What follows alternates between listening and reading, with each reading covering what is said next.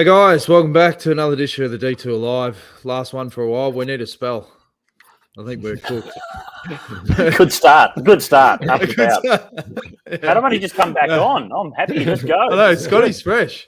Scotty's fresh. I might sit out and let Scotty host for a while. I'm off the bench. Bring us Straight home off the bench. for the rest of the Commonwealth Games.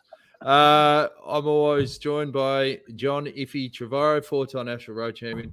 And as you heard, Scott McGrory, Olympic champion and commentator at the moment for the Commonwealth Games. And there's a lot to unpack, lads. Last day of the Tour de France Femmes. We've got an interview coming up that Movie Star, the team, tweeted from Gracie Elvin. It was quite emotional. I haven't watched it yet, so I'll be watching it with fresh eyes. Okay. And obviously there was carnage, Scooter, at the Commonwealth Games. Crashes. Oh, yeah. If people haven't seen it, it's worth doing a bit of a Google search. Really bad scenes, actually. With Matt, that's Matt Walls from England, the Olympic Omnium champion, coming in as one of the hot favourites for the scratch race and the points race. And, yeah, just got pinged up over the fence. You can see just the faces of the kids, that they weren't badly injured. But there was, on that one there, you can see he goes right over. He was pretty badly hurt. And the reports were it was quite serious. But my understanding is if he wasn't released from hospital last night, then he would be today. So everybody is okay. Some scratches, battered bruises.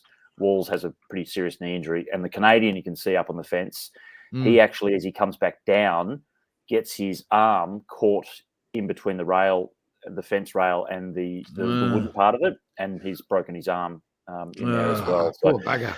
Yeah, really can't. For people at the track, and obviously those spectators and those kids, that's a traumatic experience. So incredibly unusual. I have seen it before, not in person, but it has happened before in the last couple of years.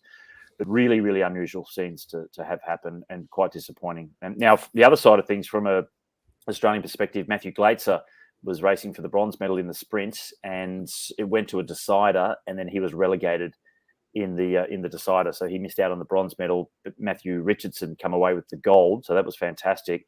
And a lot of controversy about that decision with Matt Glaetzer. Anyone that's an Australian thinks it was rubbish, and anyone else, probably thought he was hard done by as well. It's fair to say. Look, I think it was a pretty harsh decision, but they were very strict to the rules, and he did infringe on Jack Carlin, Scottish rider.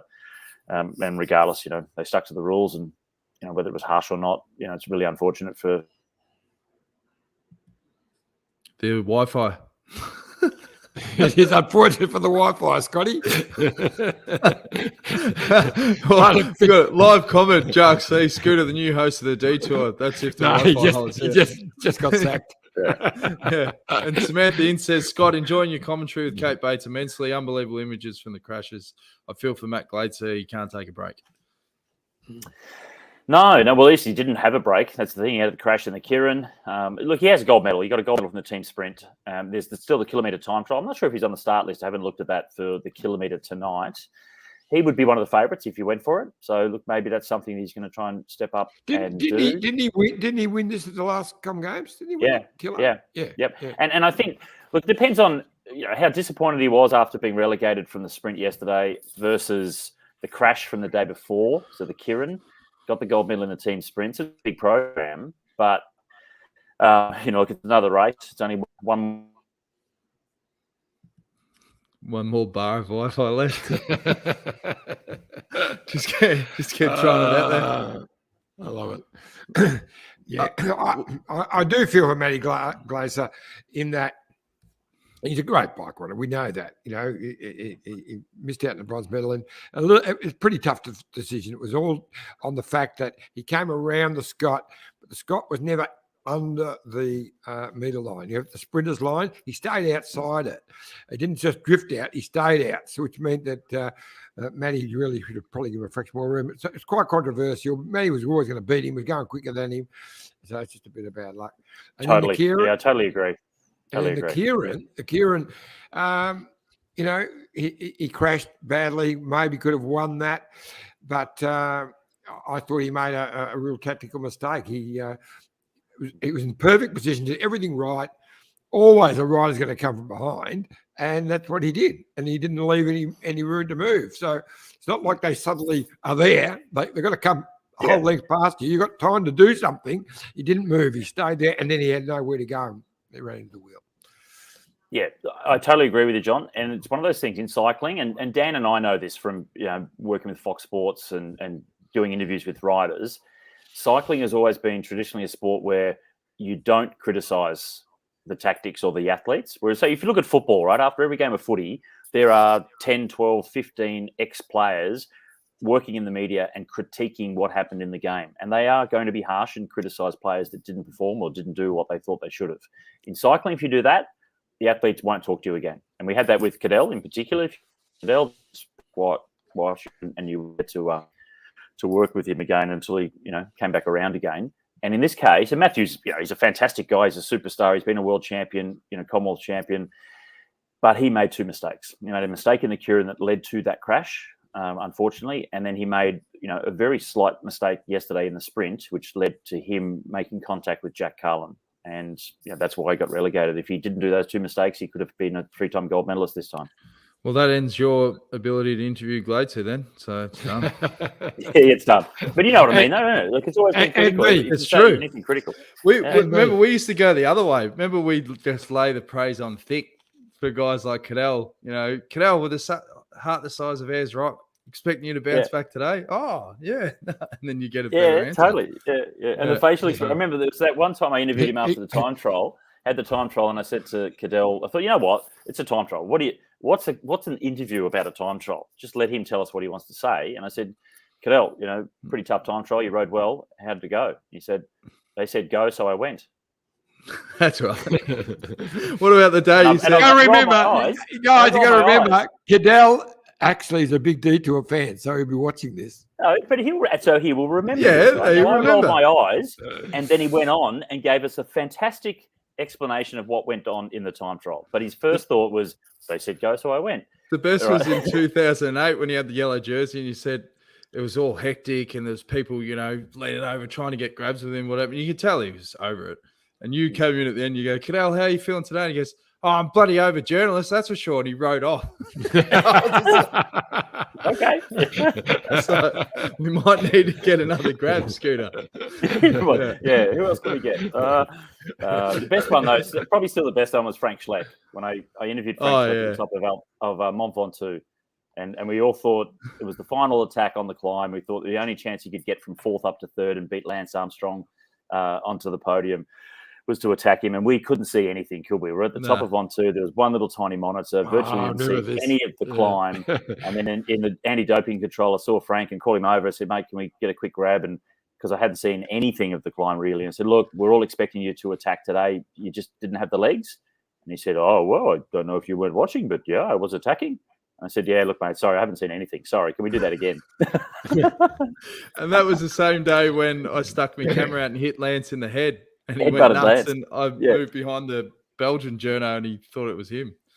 So we missed getting in his black book that day. There's a lot to unpack, guys. We're having fun, though. People love the detour stories, Johnny. Just let them roll. Cheryl Mariner says, we had a great RDO Monday. Spent it watching all last night's Com Games cycling in the last stage of the Tour de France.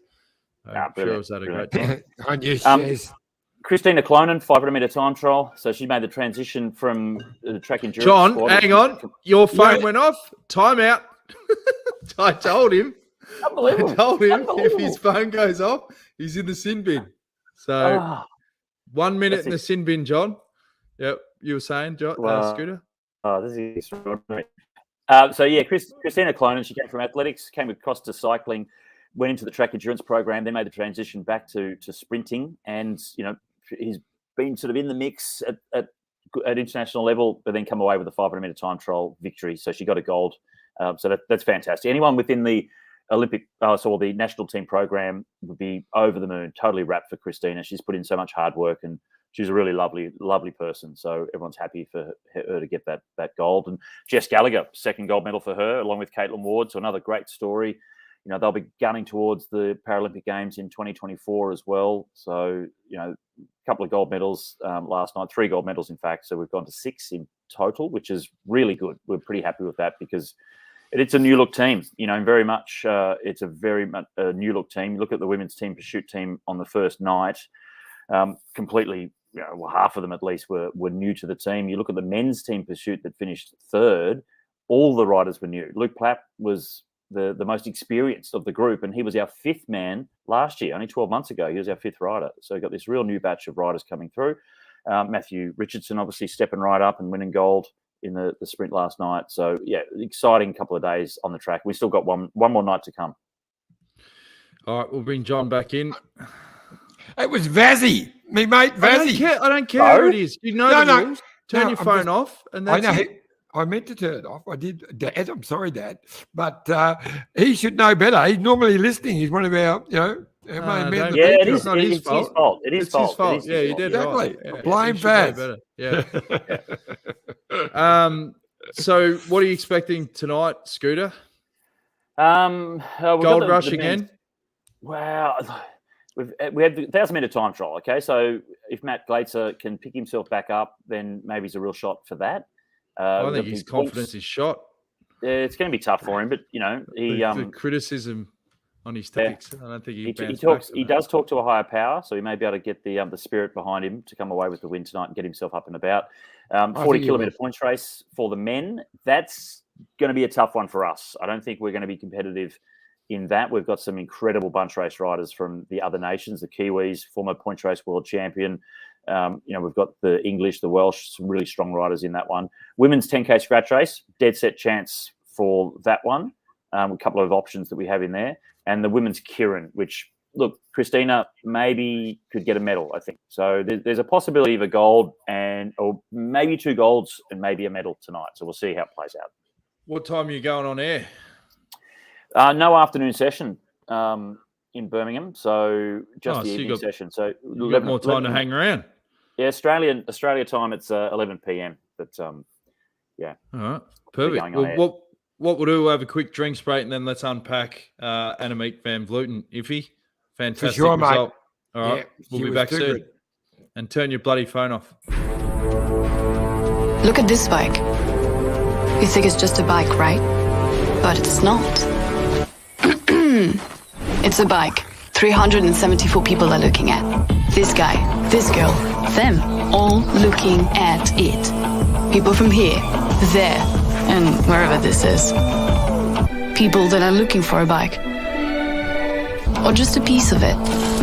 Amateurs, semi-amateurs, and pro-amateurs. This guy wants this bike, but with this crank and these bars. This could be the perfect match. But not this one. This girl has a bike to sell, and thousands of people might purchase it. Eyes on Bikes help grow small businesses. His, hers, yours, and the latest data and insights help those businesses keep moving. We are the world's #1 bike marketplace, with over 500,000 products and 900 brands, where buyers and sellers are brought together in a place where a bike is never just a bike. Bike Exchange, where the world buys, sells, learns, and rides. Yeah, massive shout out to our great mates at Bike Exchange. Go to bikeexchange.com.au, road bike, mountain bike, and they've got a sale on e-bikes. No excuses, Iffy. Get on the website. Exactly. For any bit you want. Jerseys. They sell phone holders for you? Yeah, they do. Automatic switch offs for phones. They've got one of those as well. It's fantastic. Yeah, perfect. All right, Annemiek van Vleuten. Let's get to the interview post race that she did with Gracie Elvin. It must be good because Movie Star shared it on Twitter. We had her on the show a couple of days ago. She's been doing some fantastic work, and they're former teammates. So I'm looking forward to seeing this. So this is Annemiek after the finish of stage 8. Thank you. Congratulations. Annemiek van Vleuten, you've had already an amazing career, but to wear yellow, I think, is the pinnacle now of our sport. You've had some great achievements, but how do you feel about this achievement now and wearing yellow at the Tour de France? Yeah, especially to win the first edition and also to win today in the yellow jersey on the Planche Ville. Yeah, that makes it extra special. And also have been quite a journey this week with some ups and downs, and especially I started quite down. That maybe says also something about my character, never give up. And also today I had some struggles and I had some issues, but I was never really in trouble. But also today I was not bored. I'm already lost for words. I'm a bit emotional. This is a really special week, but I think you made a really good statement yesterday when you won the stage, and you said, it's because of my age and all of the training that I've done over so many years. And there's so many people watching you this week, so many young women that are now, idolizing you, and you're their hero. What kind of advice do you have for that next generation coming through that also want to race at the Tour de France? A really good question. I think I want really to be a role model that fun is the basis of my achievements. If you don't have fun, then you can better stop cycling. And I always try to have fun in what I do and to achieve my goals. And also I try to be not perfect. Like I accepted that for 5% of the time I'm not perfect. I eat gelato, I eat sometimes pizza, sometimes I go too late to bed. And I embrace that 5% not being perfect. But for 95% I'm really goal-orientated. But still, when I make my plans, I always ask a question myself, do I like this? I'm not going to do stuff I don't enjoy. And cycling has given me so much. So I really appreciate that. And that's my driving force. That's a great question, great advice for the next generation. And lastly, I think this tour was a really big success on so many levels. What do you think that could be changed for next year? Do you think it should be longer or have a time trial or a special climb maybe? Is there anything that you would already like to see more of next year? Now, for sure, I think in a great stage race there should be a time trial in. Also, there's a lack of time trials in our calendar, so I think that would be the first thing they need to add. And for the rest, I think they need to be smart with developing this event, and that is like a course that is interesting. I think how it was designed this year was, I think, quite good. I think also I would not push that we need to go and the Alpe d'Huez and the Alps and the Pyrenees, but the Alpe d'Huez would be a really nice present for me to finish my career on the Alpe d'Huez in the Tour de France. But I think the most important thing is that they need to design a course that it's interesting to watch. And then hopefully we can develop in some years when the women's peloton is ready for it into a 3-week event. But please don't start it next year already because I think we're not ready yet for that. Well, congratulations, and a big congratulations from me. It's been a pleasure watching you race, and good luck for the rest of the season. Thank you, Gracie, so much, because actually you also have been part of this journey. You were the ones I started to target the GCs. And you were the one that was always riding for me in front in the Giro Rosa, and then I was really inexperienced. And for me, you were also keeping me safe, and that's also how this journey started with my first times of targeting as a GC. So it's really special for me to see you here.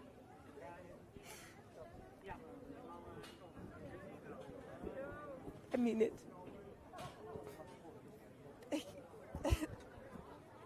She's great. That was awesome. It was awesome. That's fantastic. emotional. That was very emotional. Beautiful. Yeah. Oh, it's really good.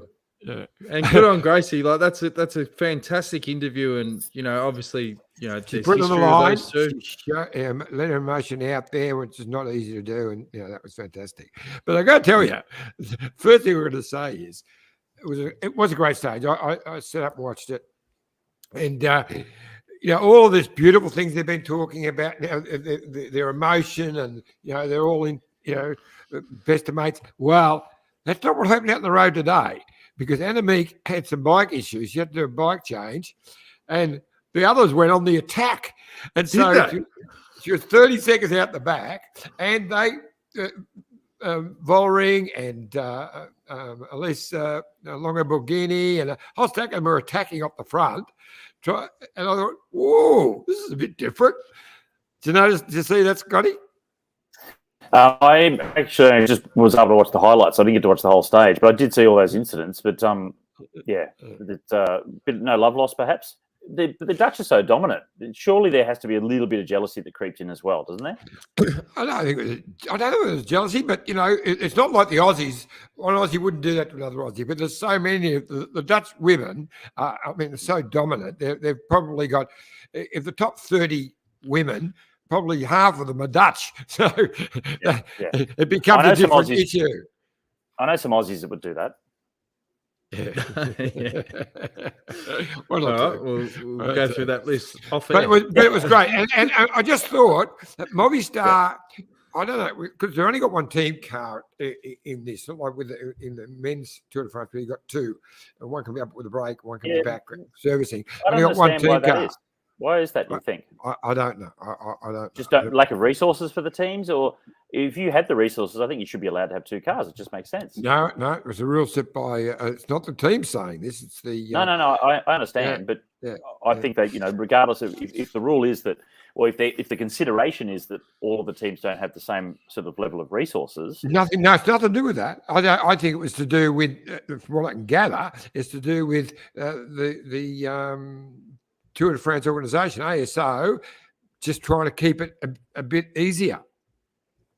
That was the reason behind it. Didn't make sense. But anyway, I think that's part of the problem. They couldn't get to Annemiek with another bike. So she swapped with her teammate. She had a puncture. But the bike was the wrong size. She chased on that for a while, but her team car never got to her. So in the end, she closed the gap, but she rode away from the people she was with. She was with a bit of a group, and they were good bike riders. She rode away from them, caught them, went past them all to let them, I'm here, then dropped back and did the bike chase. Yeah, what a champion. Yeah. A couple of live comments. That was the look. You reckon that was the real look? Like she looked at them to say, look, you can try and attack me, but sucked in, I'm too good. You reckon that's what it was? I can catch you on the wrong size bike, so imagine what I'm going to do to you very shortly when I'm back on mine. Yeah. Well, there was a story from the Vuelta, I think, years ago. Tony Rominger was leading, and the Kelme team. Remember the green, green frogs. Right. They used to they were super good climbers. Okay, and there was a little bit of a crosswind, and they got to the front and just started driving it in the crosswind, thinking that they were going to put Rominger in trouble or whatever. And this is a guy that broke the world hour record, incredible time trialer. So, and the peloton that particular year, there's a lot of people annoyed of how hard each stage was, and guys were struggling to make the time limit, etc. So Rominger, he just went across on his own to the other side of the road into the wind, and then just rode, side by side across the other side of the road, looking at the entire Kelme team swapping off on his own, just to say, guys, what are you doing? You're not going to hurt me. And then they all sat up. Yeah. Okay. We can't beat you. Fine. Fair enough. Got a couple of live comments. Dave says, been great hearing Scott on the airwaves again at Com Games. Carolyn Harbeck says, you lot are hilarious timeouts. Well, they will continue if John doesn't turn his phone off. Kirsty Baxter says, I was about to say, get off your phone, iffy. Stuart McIntosh says, can you see coming editions of the Femmes Tour de France start to get won by young and up-and-comers in the same way the men's has gone in recent years? Why not? I mean, it will happen. At the moment, Annemiek, I'm pretty sure she turns 40 this year. I think she turns 40 in October or November, sometime around there. So, she's no spring chicken, as they say. She's been around for a long time, but she didn't start racing until she was about 25. She was, I think, played soccer, then got an injury. But there are a few, like young Sarah Giganti. I mean, she's one young one who's come through. It's a shame she's not there. It's only because of some injuries. She would have been great in this bike race. It would have been lovely to see. Yeah. Anyway. One of the challenges that the girls have had is, and this is, in the future perhaps this will change, is they brought in the under 23 category for the men. So you have the under 17s into the under 19s, which is a bit of a step up, quite a significant step up typically, because the 19s often race against the elites, especially in Australia. And then from 19s, they have their own, say, national championships. They can be in Europe, especially in Europe, where they have a lot of under 23 category races. But for the girls, they go 17s to 19s, which is a big step. And then from 19s, there is no 23s. So when they, even if it's, whether it's Australians or Europeans, they don't get to race against a younger group of riders. So it's a huge step. And we see a big drop off from under 17s in Australia, this is under 17s to under 19s in particular. There's a big drop off with the girls. And for the ones that go up into the elites as well, it's such a big transition that they get a little bit disillusioned. So maybe there needs to be a bit more of an adjustment. that comes down to numbers. We just don't have the numbers to have a designated under-23 racing as much as the Europeans do, unfortunately. If he's banging and clanging, he's got to turn the stove off now. It's all happening. The Wheel Wizard says Circuit de Getsko was on yesterday, and also 19-year-old Australian won for UAE with your mate Dan 8th and Jai Hindley 12th. Bike Exchange didn't ride the day after San Sebastian. Who was the 19-year-old Aussie that won? I haven't seen it. No idea. Let's look it up. Yeah, Wheel Wizard, you know we don't do great research on this. You got to fill in the blanks. Simon Noel I'm says, up late. I'm commentating till 4:00 in the morning, all through the night. I have no idea. Yeah. What an absolute brilliant ride by Annemiek van Vleuten. On a side note, I can't understand why you guys don't have more subscribers. No, we just like talking to the core. We don't want to get too big, mate. Wheel Wizard said, SD Works, not too popular. The Dutch won every jersey. And he said, you got to have more than 7 riders to have 2 cars, even in World Tour. So there's the rule. Andrew Blackmore says, I give Iffy a month, Jones. He doesn't listen to you. Had his head back in the iPhone. Is he on the punt? Great interviews in the tour. Will Wizard also says, Van Vleuten only rode the yellow bike in the neutral zone, but had to ride it again in her 4 bike changes. Tom Maloney, remember Cadell? Remember Cadell's, Cadell's yellow bike? Remember that? The year he won? And the team presented... I mean, they gave us an exclusive, Dan, and said to us, you know, look, hey, they're going to present this yellow bike to Cadell for the final stage. And whoever it was, one of his close guys said, oh, no, Cadell, he won't ride that. He wants to ride on the bike that he's been riding for the whole tour. So they presented him with the yellow bike, and Cadell's like, piss off, I'm not riding that. So they just put yellow bar tape on his normal one. And I think it was just the neutral. So he did the same, didn't he? Rolled out, get all the photos. I think he did that for the race. I think he did that. Yeah. Looked good though. The BMC, the yellow BMC. It was Juan Ayoso, who's Spanish but rides for UAE, and he's 19. He's not Australian. Surname is Ayuso. So I got that wrong. Sorry. It's Outback Australia. Ayuso. Yeah, that's it. Far northwestern Australia. Far northwestern. Yeah. All right. Maloney, you had a message from Tommy Maloney because I was about to send him a. There you go. Said Remco. That's not a message. That's not a question. That's for sure. No, it's just randomly puts out Remco. We were talking about Remco yesterday. We covered that yesterday. We did on his great win. Tom. But I wanted to wish Tommy all the best because he had a terrible accident a while back on mountain bike with smashed hip and leg, and what a mess. Anyway, they just found out. A fair few months back. And then they just found out all the screws that are in the hip, instead of running in 90 degrees, they were running parallel. So they've now got to redo all that. It's got to have a hip replacement. So good luck, Tommy. But he's a legend. He'll be right. So they stuffed that up. You went and saw Dr. Nick. Yeah, well, he saw. I think he saw Dr. Dick. He's totally screwed. Yeah. It's quite a serious issue. We're just back to the old. Yeah, look at you guys. It's terrible. Yeah. No, I feel for you, Tom. Even though you're screwed, I'm feel for you, mate. He's screwed, all right. He said Remco San Sebastian, but he's older than 19. Oh, yeah. When Remco won it. Yeah. He was only 19 or just 19 when he won his first San Sebastian. He just won it again. You were spot on. See, we were thinking he was going the wrong way, but there you go. So maybe the next step of the detour, we'll get the sheriff back on, Iffy, and talk about what's happening with Jack Haig. Yes, we do need to do that. So that's a really good one. And I'll tell you, I bumped into one of our old mates in a Bunnings today, and he was talking to Alan Piper yesterday, and he said Al's going pretty well. So we'll have to get Al back on again. Because he was in Paris for the last day and went to the UAE party, and nice. And he had some reflections on that. So we'll ask Al about the tactics of UAE. Yes. Well, we spent about 10 minutes talking about that today. So interesting. As we said, Al wouldn't have let him waste all that energy in the first week. But anyway, no. Good learning curve. Definitely not. You learn more from your mistakes than your victories. Now your audio's gone off, Scooter. Oh, has it? 1, 2, 3, 4. I can hear. I can hear you Oh, hang perfectly. on. No, I bumped my headphones. Right, time out, Dan. Give yourself a time out. 1 minute. Oh, this will be good. Gone. Yeah, he's All gone. right, He's gone. Scotty. Well, he can't come in, so we can talk about him. But this mate I caught up with today couldn't stop raving about Dan Jones' interviews. So, Yeah.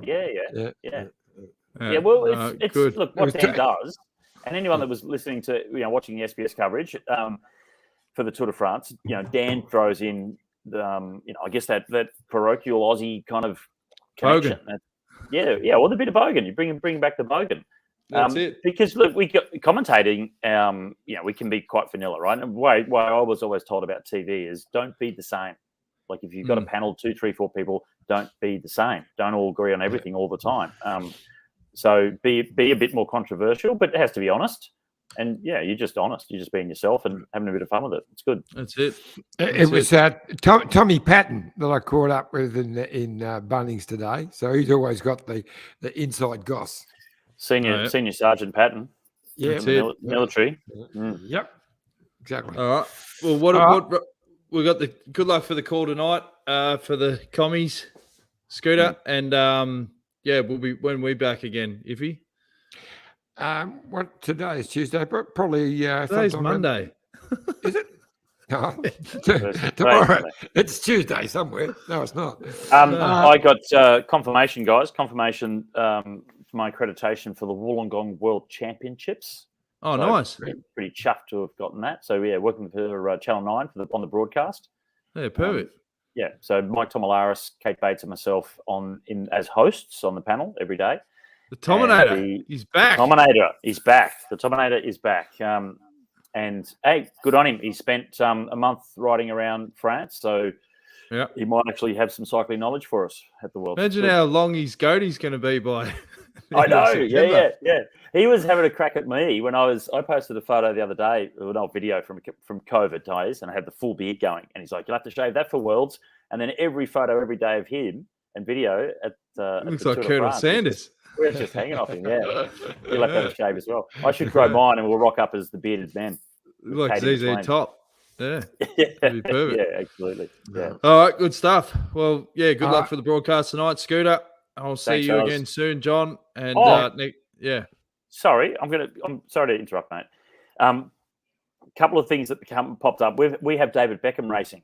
I don't know if you guys have noticed this, but we have David Beckham racing on the velodrome. So he's David Indian. Beckham. David Beckham.